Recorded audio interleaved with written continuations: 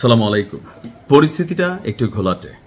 তো যেহেতু মধ্যপ্রাচ্যের বিভিন্ন দেশে লক্ষ লক্ষ না কোটি কোটি বাংলাদেশের মানুষ, এখানে শ্রমজীবী মানুষ আছেন, কর্পোরেট জগতের মানুষ আছেন, কেউ পরিবার নিয়ে বসবাস করছেন। তো গতকালকে আপনার ইরান একসাথে ২৭টি ছোট বড় আরব রাষ্ট্রের মধ্যে আমেরিকার যে ঘাঁটিগুলো আছে সেইখানে যে অভিযান চালিয়েছে, দুর্ভাগ্যজনকভাবে আমাদের বাংলাদেশের দু একজন ভাইও শাহাদাত বরণ করেছেন, আবার অনেকে আহত হয়েছেন। তো এই জিনিসটা আমাদের কাছে প্যাথেটিক বা খারাপ লাগছে। কিন্তু যদি এখানে বাংলাদেশের জনগণটা না থাকতো না, আমার কাছে মনে হইতো যে যতগুলো আরব রাষ্ট্র আছে প্রত্যেকটারে একটা একটা করে মিসাইল মাইরা দেওয়া উচিত। কেন? কারণ এরা প্রত্যেকে, আপনি দেখেন সৌদির আসল রূপ বের হয়ে আসছে না। এই সৌদি দীর্ঘদিন যাবৎ, কাতার দীর্ঘদিন যাবৎ, দুবাই দীর্ঘদিন যাবৎ তারা লবিং করতেছিল ট্রাম্প যেন ইরানরে ধরে।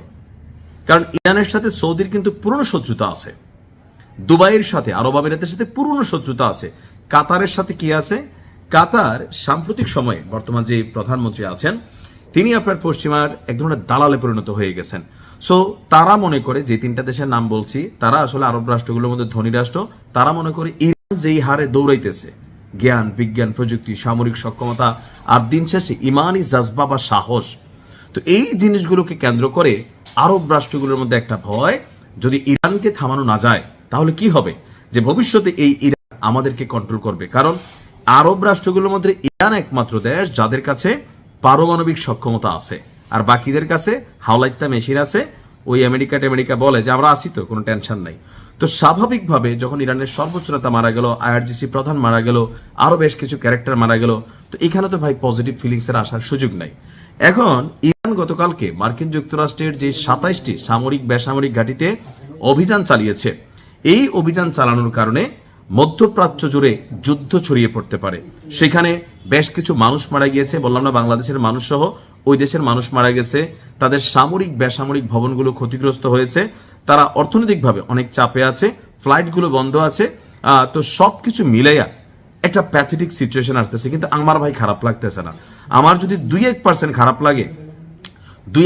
খারাপ লাগে সেটা শুধুমাত্র যে আমার ২-১জন বাংলাদেশি ভাই সেখানে মারা গেছেন, তাদের ব্যবসা বাণিজ্য প্রতিষ্ঠান অথবা কর্মের জায়গাগুলোতে একটু ক্ষতিগ্রস্ত হবে এই কারণে। নয়তো পুরো আরব রাষ্ট্র, আমি মনে করি যে মক্কা মদিনা ছাড়া সৌদি আরবের প্রত্যেক শহরে একটা একটা হাইপারসোনিক মিসাইল ইরান ছাড়া উচিত। আর কিন্তু পিছু নামার সুযোগ নাই। অলরেডি কিন্তু খেলা শুরু হয়ে গেছে। প্রধান নেতার মৃত্যুর পরে কি হচ্ছে, সেখানে নতুন সেট আপ তৈরি হয়ে গেছে।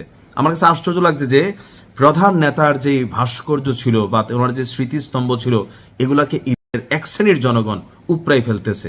মানে এরা মজা নিচ্ছে। এরা কারা? ওই যে ৪৭ বছর আগে ইরানের যে ক্ষমতাসীন সরকার ছিল রাজা পেহেলভি, তার যে একটা কুপুত্র আমেরিকা পালতেছিল এতদিন, সে কিন্তু তার খেলা শুরু করে দিছে। মানে একদিকে আমেরিকার সাথে যুদ্ধ চলতেছে, জনগণ দেশের প্রতি থাকা উচিত, ওইদিকে লুটেরা শ্রেণী, এই মব সৃষ্টিকারী শ্রেণী সারা পৃথিবীতে আছে, এরা গিয়া বিভিন্ন জায়গার মধ্যে এই ধরনের কর্মকাণ্ড করতেছে। তো একটা দেশের জনগণ যদি, তার ভিতরের অংশ যদি রাষ্ট্রের বিরুদ্ধে বিগড়ায় যায়, লাইক হয়তো অনেকেই আমার প্রতি রাগ হয়ে যাবেন, ১৯৭১ ধরেন যাদের প্রকৃতপক্ষে রাজাকার, এরা তো রাষ্ট্রবিরোধী ক্যারেক্টার ছিল। এখন ইরানের মধ্যে কিন্তু এই একটা শ্রেণী আছে।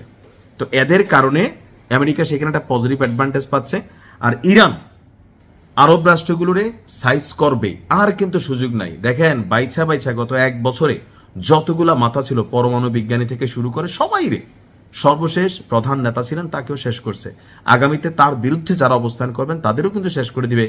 ইসরায়েল আমেরিকা চাইলে আসলে এই মুহূর্তে আল্লাহর পরে বিশ্বাস করেন যদি ক্ষমতা থাকে কারোর কাছে, এটা হচ্ছে ইসরায়েল আমেরিকা। সো এই লড়াইটা যতটা স্বাভাবিক ভাবতেছেন ততটা না। তবে আমার মনে হয় ইরানের যারা মুজাহিদিন আছেন, তাদের অন্তরের যে জজবা, তাদের বক্তব্য হচ্ছে কি, আমি শেষ হবো কিন্তু তোমারে শেষ কইরা। আর এই আরব রাষ্ট্রগুলো যেগুলা মিত্রের বেশে আসলে মুনাফেক, এদেরকে আমার মনে হয় সাইজ করার সময় আসছে। ভাই মারতে থাকো, শুধু বাংলাদেশিরা যে জায়গায় আছেন একটু সিকিউর জায়গায় থাকেন, আপাতত কয়েকদিন বিশ্রাম নেন, প্রয়োজনে সরকার কর্তৃক নির্ধারিত বাংকারে গিয়ে অবস্থান নেন। ইরানকে এই খেলাটা খেলা শেষ হইতে হবে, নয়তো ইরানের অবস্থা ইরাকের চেয়েও খারাপ হয়ে যাবে, আফগানিস্তানের চেয়েও খারাপ হয়ে যাবে, গাজার চেয়েও খারাপ হয়ে যাবে। আল্লাহ হেফাজত করুক। আসসালামু আলাইকুম।